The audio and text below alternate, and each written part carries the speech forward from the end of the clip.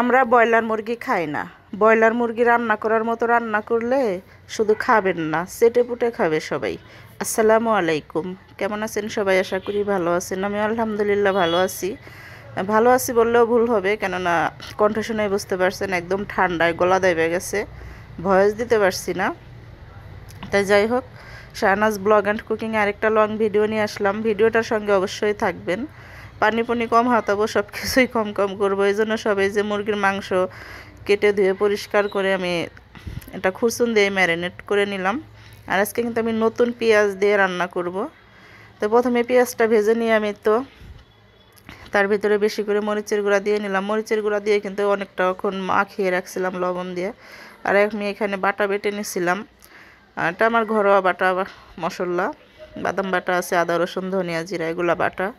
আসলে ঘরোয়াভাবেই রান্না করব। মুরগির মাংসতে এত আহামরি কোনো জিনিস দিতে হয় না, খেতে এমনিই ভালো লাগে।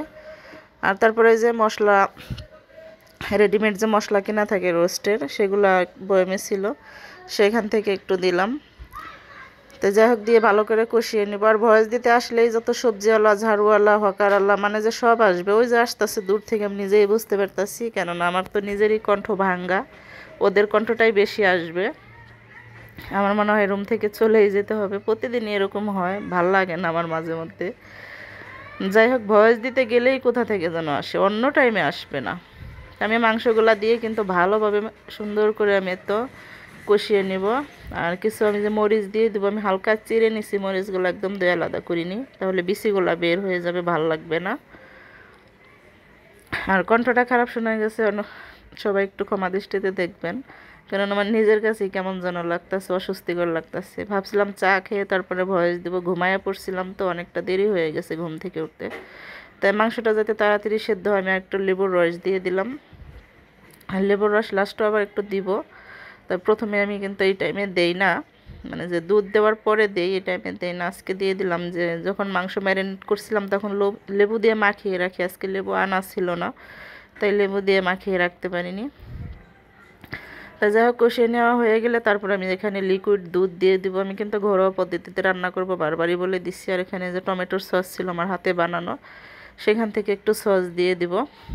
দিয়ে তারপরে আমি যে সুন্দর করে আমি এখন ঢাকনা দিয়ে ঢেকে দিব, এটা সেদ্ধ হওয়া পর্যন্ত। আমি চুলা লো করেই ঢেকে দিয়ে তারপরে যাব গোসল করতে যায়, তারপর নামাজ পড়ে এসে এসে দেখি সুন্দর মতোই হয়ে গেছে। এই যে আমি লেবুর রস তারপরে দিয়ে দিলাম, ওই দুধটা বলক আসার পরে লেবুর রসটা দিলে কি সুন্দর ছানা কাটে, তাহলে ভালো হয়। আগে দিলে একটু মাংস সেদ্ধ হওয়ার লাগে আগে দিছিলাম। এই যে দেখেন কি সুন্দর সেদ্ধ হয়ে গেছে। আমি চুলাটা একদম কমিয়ে রাখছি, অল্প জালেই কিন্তু রান্না করছি। আর সাদা পোলাও রান্না করব। তাই যাই হোক, চিকেনটা কেমন হইলো অবশ্যই কমেন্ট করে বলবেন। আর এভাবে রান্না করলে আমার ছেলে অনেক পছন্দ করে। দম নিতে পারতেছি না ভিডিওর ভয়েস দিতে গিয়ে।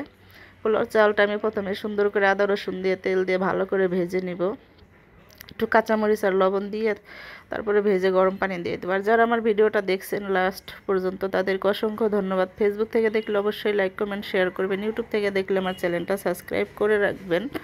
আর পোলাও রান্নাটা কিন্তু অনেক সহজ, পোলাওটা অনেক সুন্দর ঝরঝরে হয়।